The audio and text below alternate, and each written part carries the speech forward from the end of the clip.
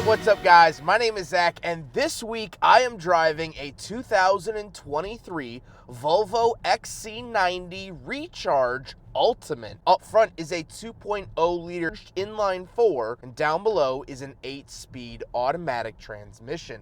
Now I am super excited to be driving this XC90 because this is my first ever press car. So Volvo Cars of North America has loaned me this car for a week to give it a very thorough test, and that's exactly what I'm doing today. You might notice that this video is a little bit longer than my other reviews, and that's because I have a lot more experience with this car than I do normally. So you can utilize the chapter markers I'll label, like the interior, exterior, drivetrain, all those different things you might want to see or know about with the XC90, so you can skip around if there's something you're looking for specifically. But before we get on to anything else, I have a website, zackpradel.com, where you can buy stickers and other merchandise when it becomes available. You could also submit your own vehicle to be reviewed by me through a quick and easy submission form, and you get a video of your car just like this one. And you could read my behind the scenes blog to see what I'm filming before it comes out on the channel. Altogether, the gas engine and the electric motor put out 455 horsepower, which is an absolutely awesome number. Now, like I said, paired to it is a 8-speed automatic transmission. I haven't really noticed it at all. It shifts nice and quietly. I like that it's not a CVT, and overall it's been a very pleasurable experience. Last but not least about the drivetrain specifically is the fact that the XC90 Recharge is all-wheel drive.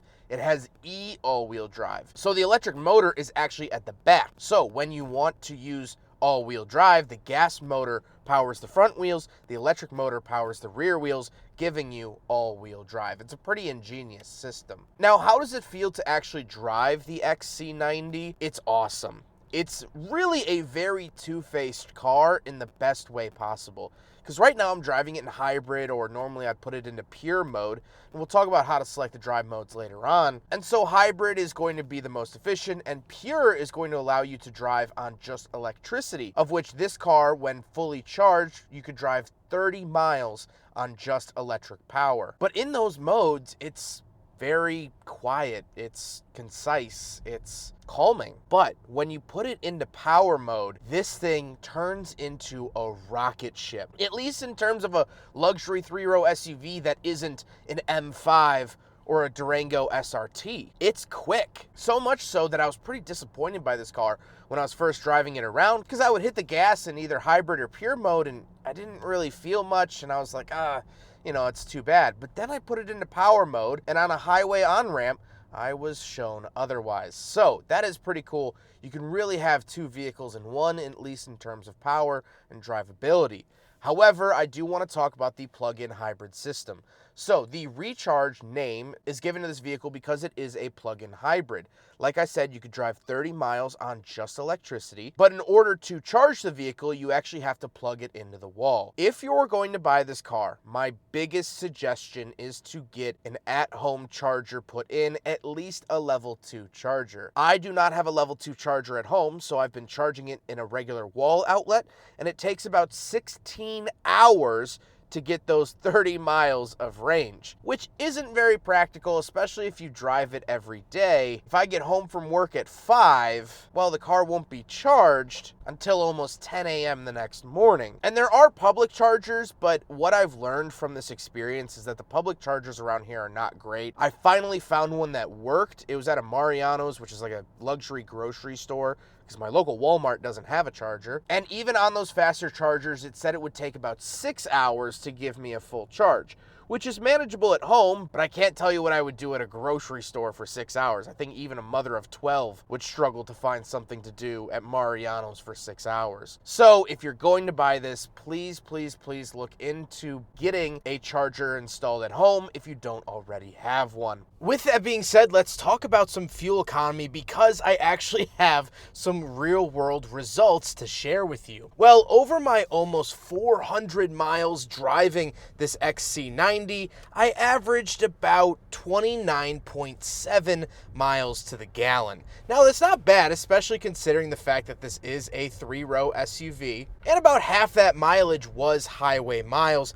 However, when you actually have battery to use, the fuel economy goes way, way, way, way up. On my drive up to Lake Geneva the other day to film a couple of cars, I took the Volvo, and before the battery ran out, this is what I saw. Over 80 miles to the gallon when the battery was able to be used. Now, of course, once the battery ran out, it dropped down, and that trip, I averaged low 30s just using the gasoline engine, of course, without the battery. So very interesting. It changes pretty drastically with or without the battery, but real world over 400 miles, I averaged just a touch under 30 miles to the gallon. But with that stuff out of the way, let's talk about the interior. Well, in front of me, I have a completely digital gauge cluster. Off to the left is my speed, and off to the right is my sort of tachometer. This is really like a power gauge, power and charge, as well as what gear I'm in. But the really nice thing is that I can toggle on a map in the center screen. This XC90 has Google integrated into it, so I can run Google Maps through the gauge cluster screen, no matter if my phone is plugged in or not. Up above the gauge cluster, I do have a heads-up display giving me my current speed as well as the speed limit of the road, which will flash if you are exceeding that speed. However, I found myself not really using this feature all that much, and honestly even forgetting that it's even there. On the steering wheel on the left, I have my cruise control options. So this does have adaptive cruise control as well as passive steering assist. So you still have to keep your hands on the wheel, but on the highway, the car will actually steer for you, which is a very, very nice feature. Off to the right, I do have my volume, skip track, and page icon. This is to toggle that map in the gauge cluster on and off. And the overall look and feel of the steering wheel is really nice. I really like the leather wrapped around it. It is a heated steering wheel. And of course, here in February in Chicago, I am enjoying that heated steering wheel very much. Off to the left, I have a climate control vent, my tailgate popper, and my fuel door release. Moving out of the door, I have 3 different memory seat options, as well as a Bowers & Wilkins speaker. We'll talk about that in a second. Lock and unlock, power mirrors, and power windows. I do get these nice little wool accents on the door as well, and overall, I think it has a nice tight fit and finish. Moving into the center, we have more Bowers & Wilkins speakers. So this has the Bowers & Wilkins speaker package, which is a $3,200 option. $3,200 for the added upgraded speakers. Now, I personally really like the speaker system. After adjusting some of the modes, you could actually play with the subwoofer as well. It does produce a really nice sound. However, you could take $3,200 off of that $85,000 price tag by just not opting for the nicer speakers. If you're an audiophile, I would highly suggest that you do, but not 100% necessary. What is necessary though is the center screen, so let's pull over and talk about it. If you don't want to hear about the infotainment system, you can skip to the time shown on the screen now. All right, so let's talk infotainment, and I'll leave that little time code down at the bottom in case you do want to skip it, because I assume this segment might be a little long. So this is a full touchscreen for the center of the Volvo, and I have to say it's not my favorite part of the car. First of all, obviously we do have Apple CarPlay. It is in its vertical format as opposed to, I feel like a lot more vehicles have the horizontal format, but that's okay. But then this is the actual home screen for the Volvo itself. We do have vehicle status, but the nice thing is that we have Google Maps integrated. So that is really, really fantastic. And a lot more cars are going with Google integration from the factory, which is cool to see. I do also have air quality down here. Now this will show me the interior air quality of the vehicle, which is good, which I'm happy to see. However, the things that I don't like about the car is down here at the bottom. This is for your climate controls. There are no physical climate control buttons.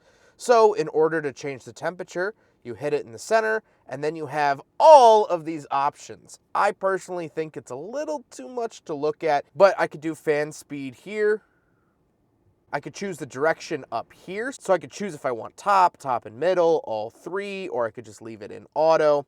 I can also come up here to rear. I can operate the rear climate controls and even the third row climate controls, which is really, really nice. And then I can even go up here to parking.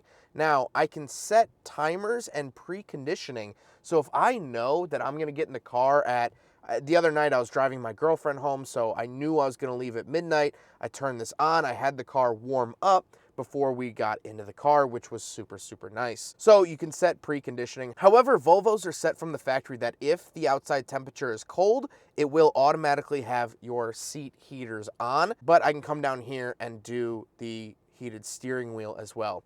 What I don't like is that these aren't physical buttons. So as I'm driving, I keep looking over and trying to change things. And it's a lot to look at. It's a lot for your brain to process while driving, which I don't like. If it was just a knob, if I want it hotter, boom, I could just go like that. If I wanted the fan speed up, boom, I could just go like that. Well, now it has a bunch of menus. Speaking of menus, we can come over here to settings and driving, and this is how I change my drive modes. So we have hybrid, power, pure, off-road, and constant all-wheel drive.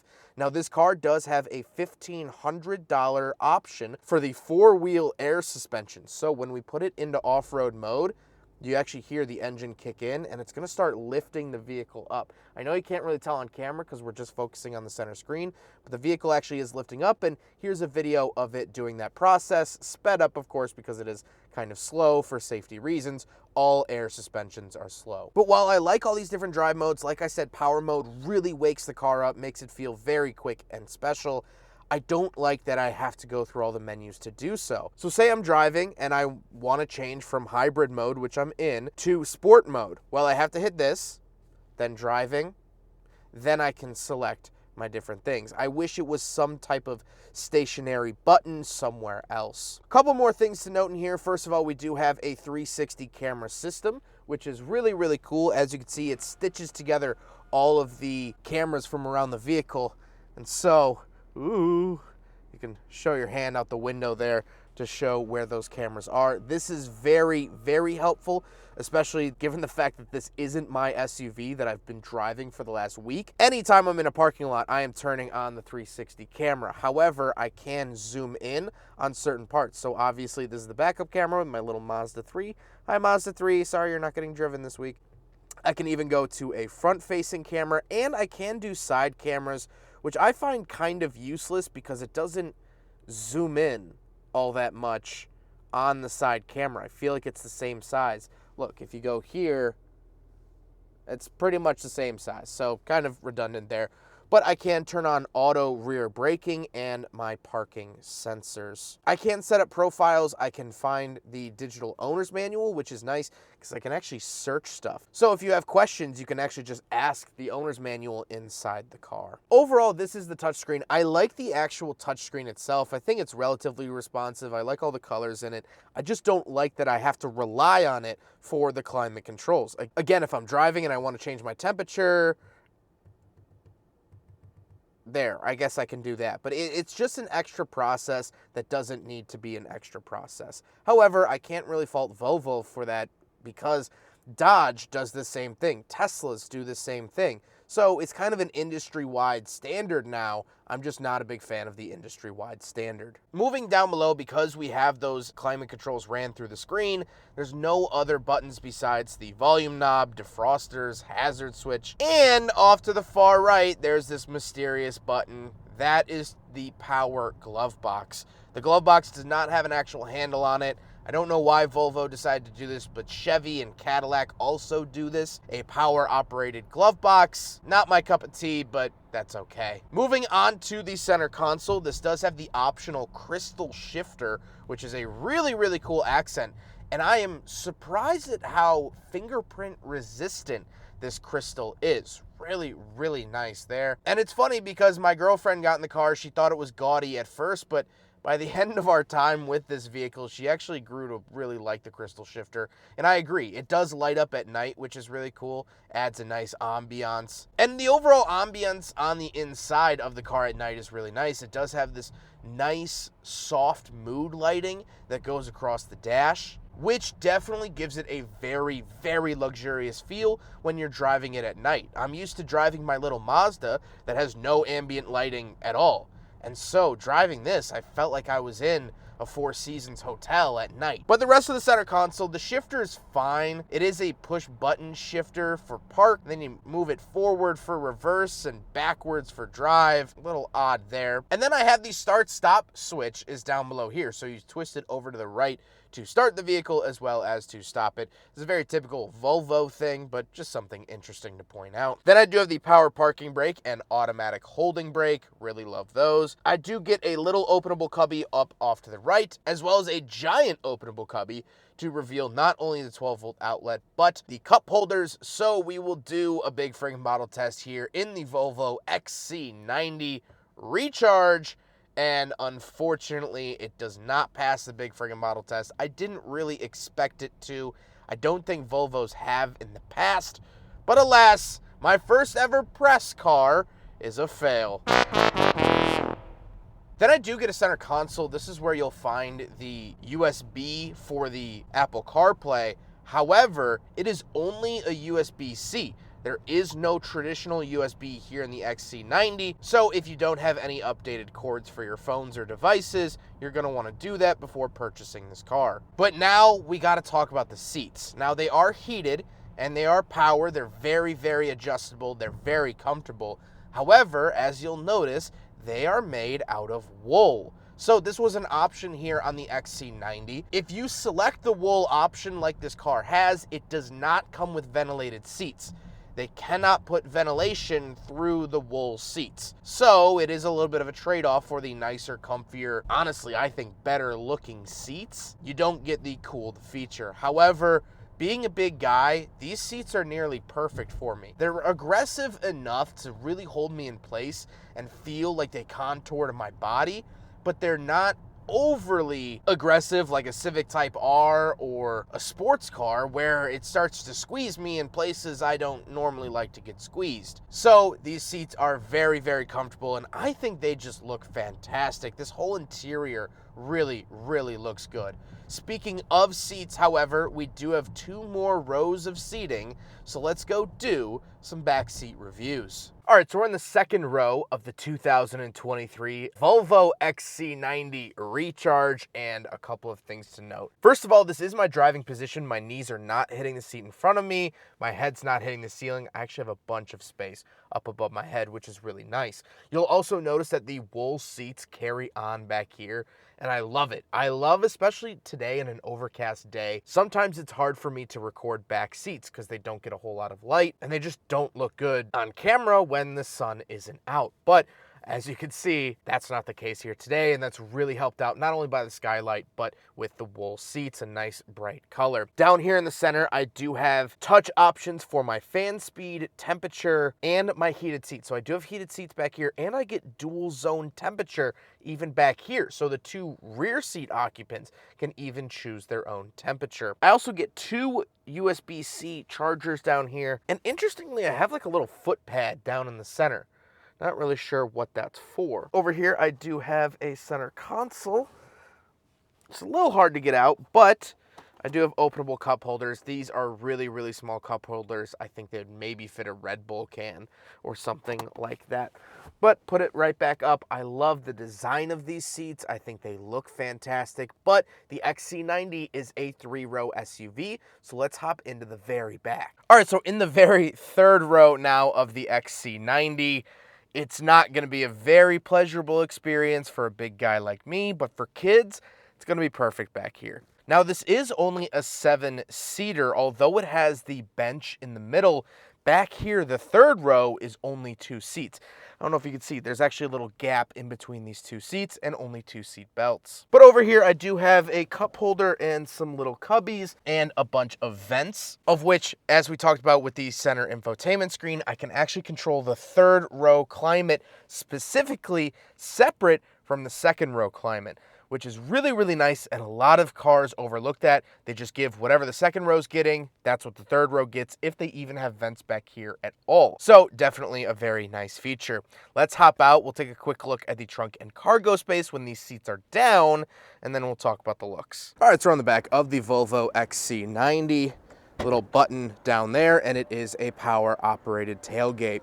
Once we are back here, a couple of things to note. First of all, down here is typically where the charger is held, but obviously I'm actually currently using the charger. But I do have these seats that fold down. This is the third row we were just in. Push it here and pull down. The only issue with these is that to pull them back up, there's no string or anything like that, so you have to go either all the way in or go in through the side door and push it up this way. Little annoying. Couple third row SUVs that I've driven have like strings, so you can do it from the back, but not the end of the world. I do also get a 12-volt outlet back here, and I can raise and lower the vehicle from these buttons right here to make it easier to get things in and out of. Really, really love that, and that's part of the $1,500 air suspension package. Overall, plenty of space here in the back of the XC90, which is exactly what I would expect. Now we got to talk about the looks, and I personally really do like the look of the Volvo XC90. I think it still looks decently modern. However, a couple of friends that I picked up said that it does look dated, and I can't really blame them because this generation of the XC90 came out in 2015, and it's still only the second generation of the XC90, of which it doesn't look that different from the first gen. They did update it a fair amount, but it still looks pretty identifiable to the original first gen that came out in the early 2000s. So in terms of look, that's the only critique I could really get, is that it is a little dated, but I still think it looks good.